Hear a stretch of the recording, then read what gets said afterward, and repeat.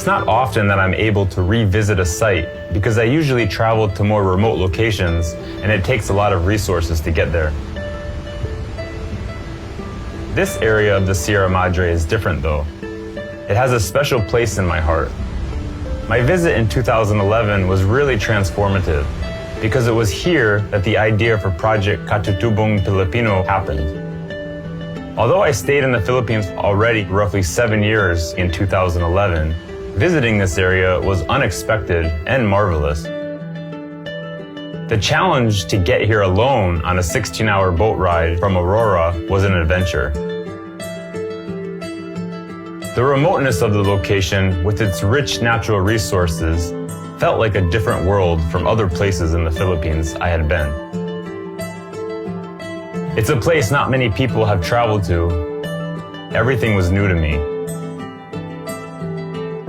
Maconacon is such a secluded part of the country and offered the authenticity I was looking for.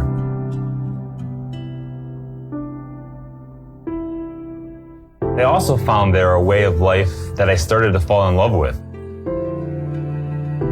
The unspoiled beaches, rivers, and forests,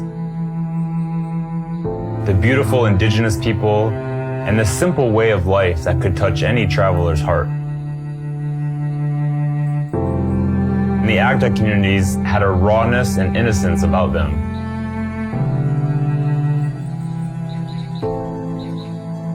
Life is simple in these communities, with people doing the typical day-to-day chores and tasks most people do.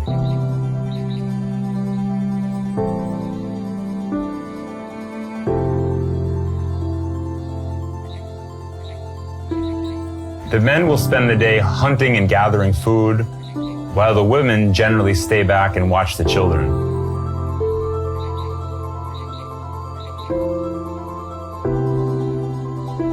Although somewhat shy, the Agta are some of the friendliest and gracious people I have met in the Philippines.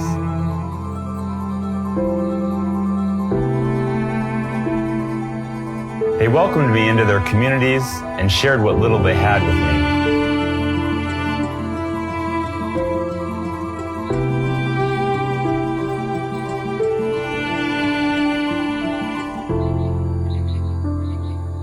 We laughed together, played together, ate together, and I even tried mama.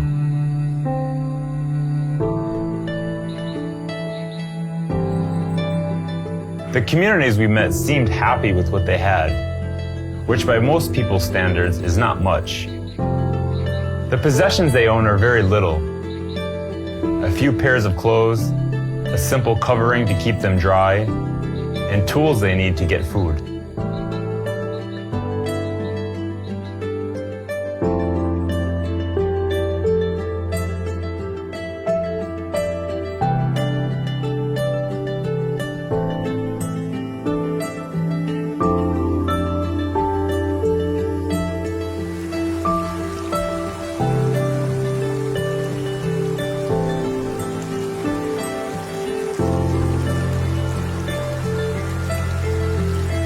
I didn't have many expectations on my return visit back with the Agta community.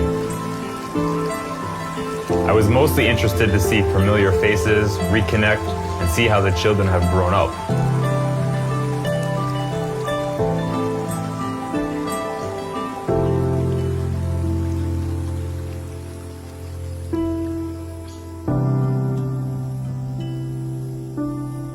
A part of me expected that life was probably going to be very similar to how it was during my first visit. Hi, sir!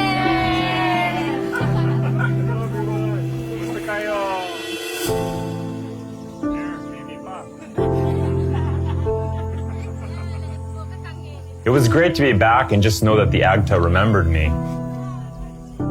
Seeing the shyness on their faces, which eventually opened up with smiles while sharing old photos with them.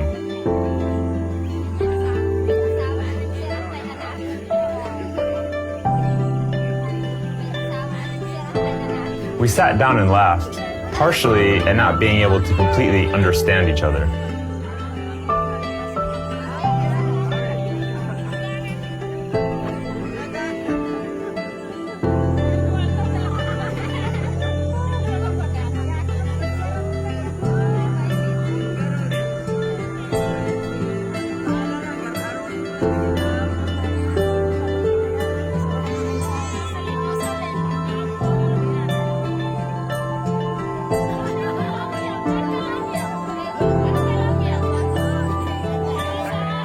I often forget how powerful photos can be as a conversation piece and help bridge divides.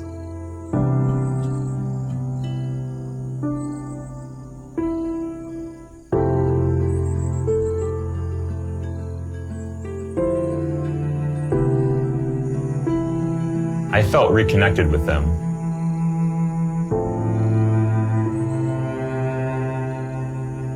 It was important for me to take time to reflect back on my previous visits.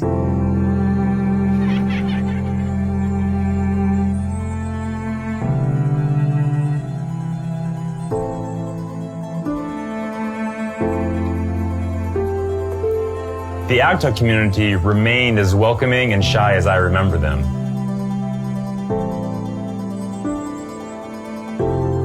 They embraced me again, even though my visit was short.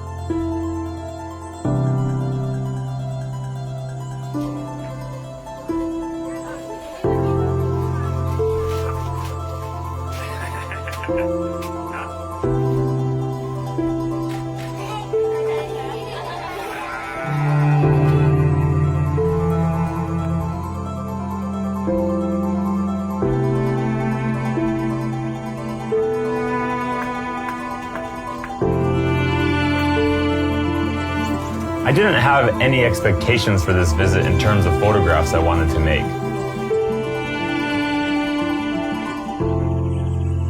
This is unusual for trips like this, but it was refreshing in a way as well.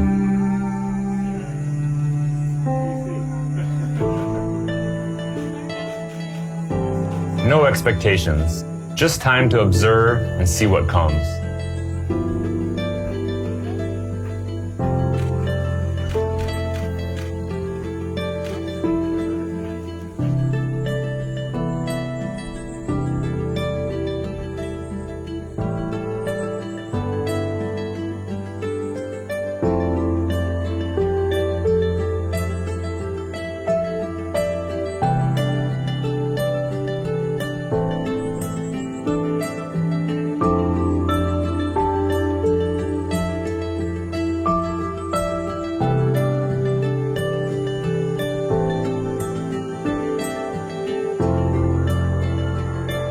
One of the biggest attributes with all the different indigenous groups in the Philippines is their strong connection to the land and nature.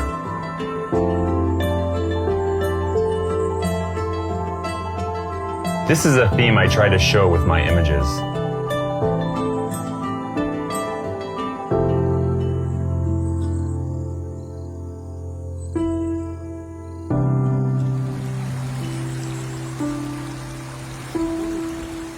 It was meaningful to me being back in the water with the fishermen.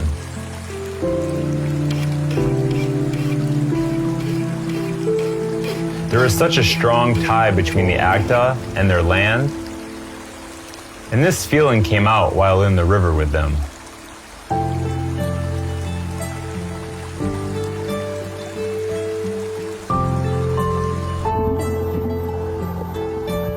The Agta have depended on the forests and rivers of the Sierra Madre for thousands of years. Increased migration will put more pressure on the forest, even though it's protected. I fear for that and for the resources and land that the Agta need to survive physically, culturally, and spiritually. Life will drastically change for all of the communities living in this area.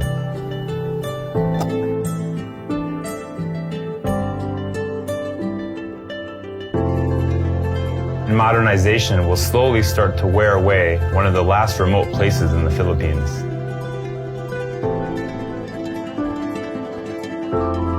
Perhaps development is not always ideal in all cases.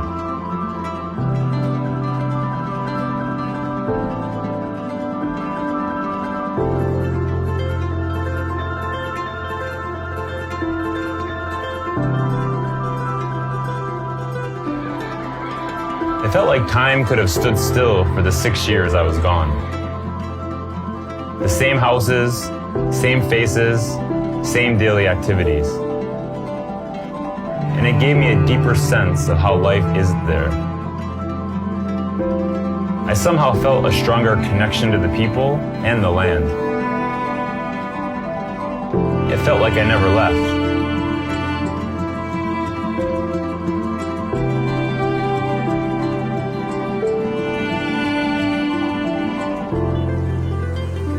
It was here on the Blos River where the idea to start documenting other indigenous groups in the country happened.